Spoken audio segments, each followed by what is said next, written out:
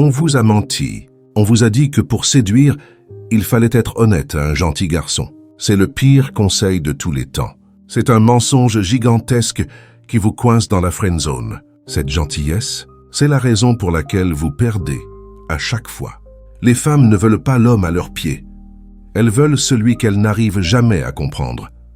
Comme Machiavel l'écrit dans Le Prince, les hommes oublient plus vite la mort de leur père que la perte de leur patrimoine. Traduit en séduction, on pardonne une erreur, mais jamais la perte de valeur. Ce que je vais vous donner aujourd'hui, ce n'est pas une phrase de drague éclatée, c'est le hack ultime de la psychologie féminine.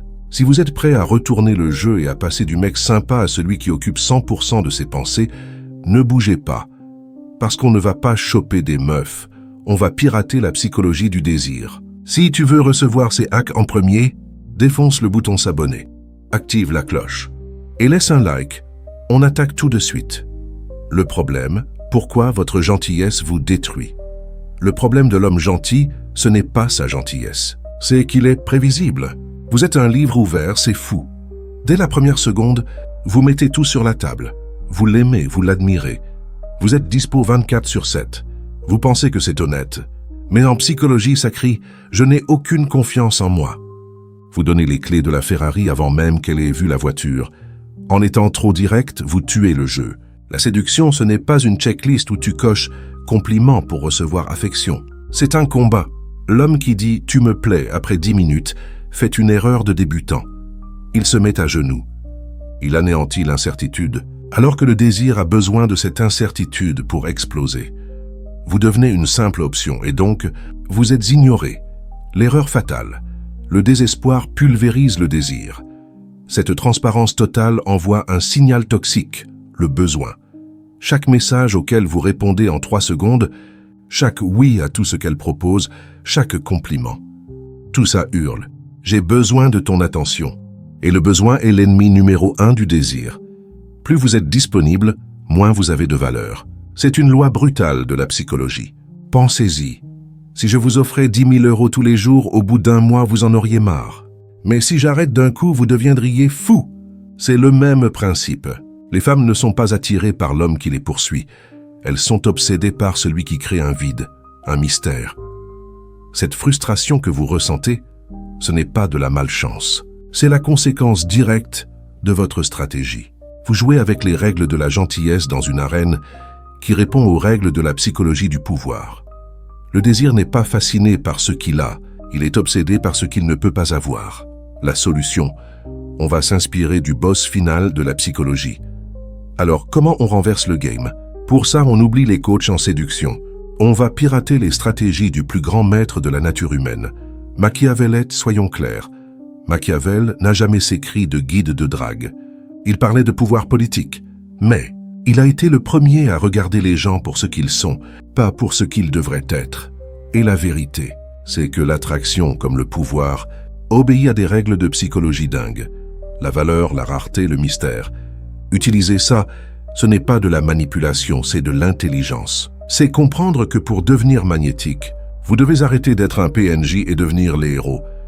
Voici donc 3 leçons insensées inspirées de cette philosophie qui vont tout changer. Leçon 1, la dissimulation. Ne révélez jamais votre objectif. L'erreur la plus commune, c'est de montrer vos intentions. C'est fou. L'homme moyen pense qu'en disant « tu me plais », il est authentique. Il dit « mon but c'est de te séduire ». L'homme stratège dit juste « je suis là ». Et c'est tout point le principe stratégique. Un vrai stratège ne révèle jamais son plan. En séduction, ça veut dire que votre but n'est pas de la séduire. Votre but est de passer un moment incroyable. L'attraction devient juste une conséquence, pas l'objectif. Le débutant versus le pro. Imaginez la scène dans un bar. Le débutant fonce direct en mode drague. Il complimente son physique. Il demande si elle est seule. Chaque mot hurle « je te veux ». Il est faible. Il est prévisible. Game over le pro, lui lance la conversation sur un truc qui l'intéresse vraiment. Il est curieux, mais il n'a besoin de rien. Son monde ne s'arrête pas de tourner pour elle. Il ne cherche pas à prendre quelque chose. Il cherche à découvrir. La nuance est gigantesque. Il cache ce qu'il veut d'elle. C'est un coup de génie. Comment l'appliquer? Parler avec ambiguïté. Au lieu de tas de beaux yeux, balancez. Il y a un truc super intense dans ton regard quand tu parles de ça. C'est fascinant. Le premier est un compliment de base. Le second crée une connexion et montre que vous voyez plus loin. Elle va se demander, mais qu'est-ce qu'il voit d'autre? Maîtrisez la fin. Le débutant termine en disant « J'aimerais trop te revoir ». Il demande la permission. Le pro termine la conversation au sommet et lance « C'était une discussion cool. À la prochaine, peut-être ». Et il s'en va. C'est elle qui se demandera si elle va le revoir. Vous venez de retourner le cerveau de tout le monde. Votre mission, c'est vous. C'est le plus important. Une femme ne doit jamais être votre mission. Votre mission, c'est votre empire, vos projets, votre sport. Elle a été attirée par l'homme qui construit une fusée, pas par celui dont la fusée, c'est elle. En arrêtant de tout montrer, vous la forcez à se poser des questions. Est-ce que je lui plais? C'est dans ce doute que naît l'obsession. Vous n'êtes plus le candidat qui passe un entretien. Vous êtes le boss qui recrute. Leçon 2. Le mystère, la rareté, crée une valeur de dingue. Ce qui est rare est cher. C'est la base de l'économie. Un diamant a de la valeur parce qu'il est rare. En relation, vos ressources les plus précieuses sont votre temps et votre attention. L'homme gentil les distribue comme des flyers. Il répond aux textos en 1 seconde. Il est dispo tous les soirs. Il se rend aussi banal qu'un caillou. Le débutant versus le pro. Le débutant est un robinet qui fuit. Il envoie « Salut » le matin, « Ça va ?» à midi et un roman de 10 pages le soir. Il pense créer du lien. En réalité, il crée de l'ennui mortel. Le pro est une oasis dans le désert. On ne la trouve que si on la cherche vraiment. Il peut avoir une discussion incroyable pendant 1 heure, puis disparaître pendant 2 jours. Pas comme un jeu, mais parce qu'il construit son empire.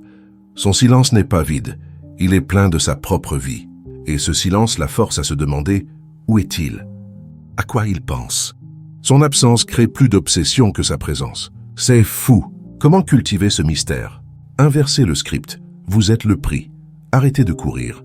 Vous n'êtes pas celui qui veut son approbation. Vous êtes celui qui décide si elle mérite la vôtre. Ayez une vie tellement épique que votre temps devient un trésor. L'économie des mots. N'expliquez pas tout. Si elle demande ce que vous avez fait ce week-end, au lieu d'un rapport de 500 pages, souriez et dites « Des trucs pour repousser mes limites. Et toi ?» Vous répondez, vous retournez la question et vous créez une curiosité monstre. Votre jardin secret. Ayez une partie de votre vie qui est 100% à vous. Une passion secrète, un projet fou que vous ne partagez pas tout de suite. Elle sentira qu'il y a des niveaux secrets en vous à débloquer. Et c'est ça qui la rendra accro. Le mystère, ce n'est pas être bizarre. C'est donner l'impression que vous êtes une carte au trésor légendaire. Leçon 3. Le détachement émotionnel, le pouvoir de l'imprévisibilité.